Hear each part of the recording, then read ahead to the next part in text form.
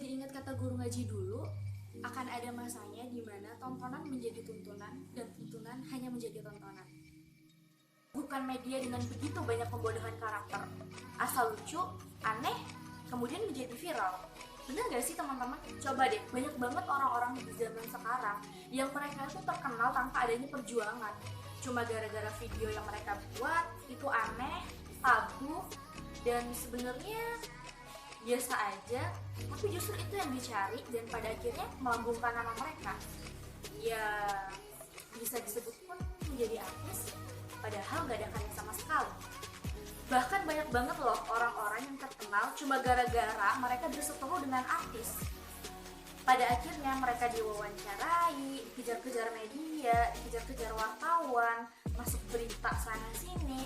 Dan lebih parahnya lagi, justru orang-orang yang seperti itu yang lebih sering muncul di TV dan bolak-balik talk show sana-sini. Iya gak sih teman-teman?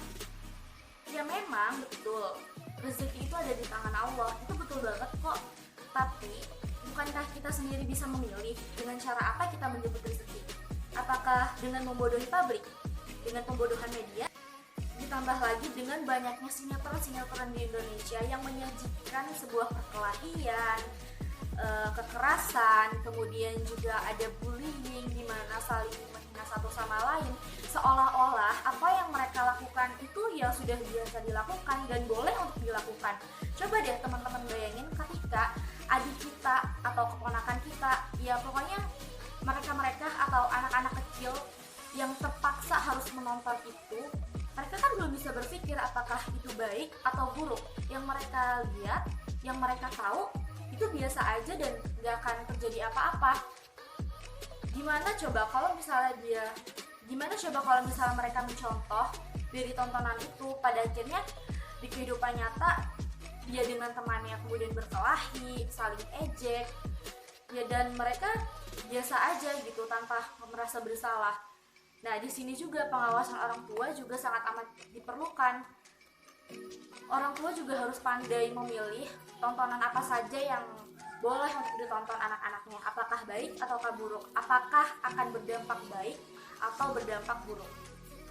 Terus juga ada lagi tontonan-tontonan yang sebetulnya dan harusnya itu menjadi lucu, tapi kelucuan yang dipertontonkan itu salah.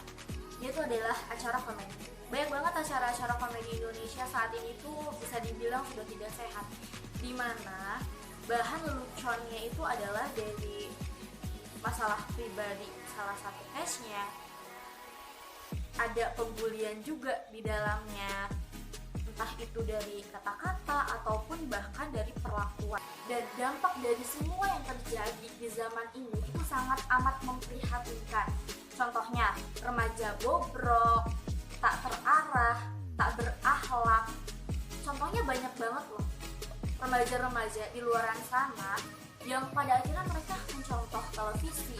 Mereka jadi melawan orang tua, mereka melawan guru, mereka saling ngejek satu sama lain.